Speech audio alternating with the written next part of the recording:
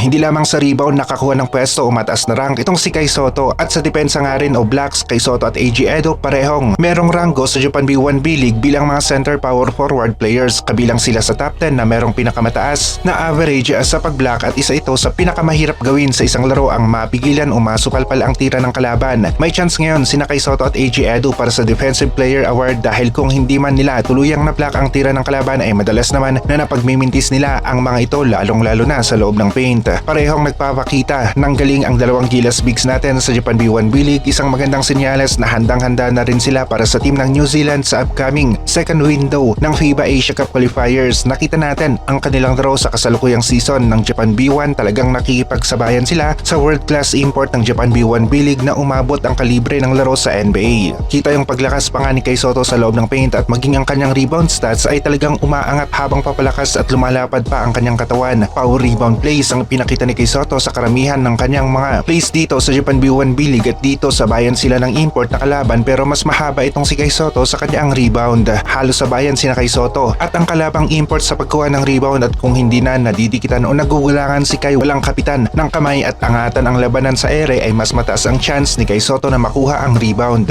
Kitang-kita yung tangkad ni Kai Sotto at hindi masabayan ng import na kalaban na sa pagkuha ng rebound kagaya ng sa play na nakikita natin ngayon. Konting lapad pa ng katawan, improvement sa strength habang papunta sa mid-20s at hindi nagbabagong bilis. Ito ang makakatulong kay Kai sa loob ng paint at nakikita natin na mangyayari kay Kai ang bagay na ito habang papunta siya sa kanyang peak age. Maraming mga rebound plays ang nagawa ni Kai Sotto at gusto natin na magtuloy-tuloy ang ganitong performance ni Kai sa Japan B1 B-League. AG Edo naman, injury ang kalaban at gusto talaga natin na maging healthy buong season si AG Edo dahil kailangan rin natin siya sa Gilas team para sa mas malawak na rotation ng mga bigs. Kung hindi naman kaya ay solid combo bigs, sabayan sila ni Kai Sotto at Junmar para sa 3-4-5 position dahil kaya ni AG Edo na maglaro sa 3. Titindi ang opensa at depensa ng Gilas sa loob ng paint maging sa 3-point area. Mas malalaki, mas maganda, hindi kita ng mga kalabang 3-point shooters ang ring kapag sila ang nagbabantay sa 3-point area. Kayang i-stretch ni Kai Sotto, Junmar at AG Edo ang kanilang depensa sa 3-point area. 4 towers ang meron ng Gilas ngayon laban sa team ng New Zealand at Hong Kong sa second window ng FIBA Asia Cup Qualifiers. Mas malakas ito kumpara sa team na tumalo sa Latvia at solid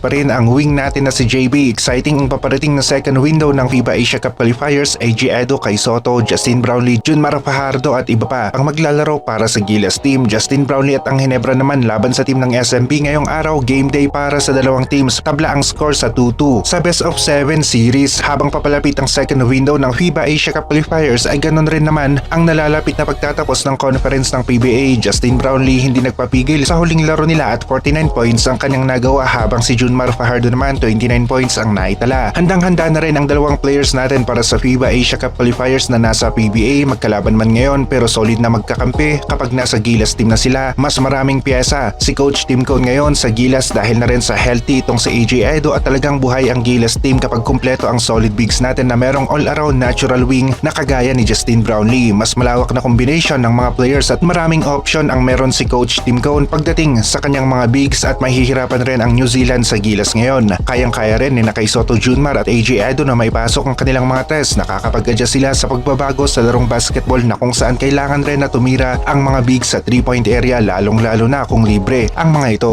Isang panalo lamang ang kailangan ng Koshigaya Alphas na pwedeng magpabago sa kanilang momentum at posible na maging sunod-sunod rin ang panalo nila kapag mga teams na nasa gitnang rankings naman ang kanilang nakalaban sa Japan B1 B-League. Ang isang goal ng Koshigaya Alphas ay ang manatili sa Japan B1 B-League at hindi bumalik sa B2 level, at kasabay nito unti-unti silang mag-a-adjust sa Japan B1 B-League para umabot sila sa top 8 teams na posible naman habang tumatagal sila na nakikipag-compete dito sa Japan B1. Konting mabilis ang recap ang kailangan ni AG Edo sa Gilas team dahil hindi siya nakasama sa Latvia sa Olympic Qualifying Tournament at recovery. Rehab ang ginawa niya na nagresulta naman sa pagiging 100% niya ngayon, at maganda pa ang nilalaro sa Japan B1 B-League. Nasa top rank ngayon sina Kai Sotto at AG Edo ng rankings ng rebound at block, at magpapatuloy pa ang ganitong klaseng laro nila dito sa Japan B1 B-League. At maging sa Gilas, history ang habol nila laban sa team ng New Zealand dahil sa wala pa tayong panalo laban sa team ng New Zealand pagdating sa FIBA competition.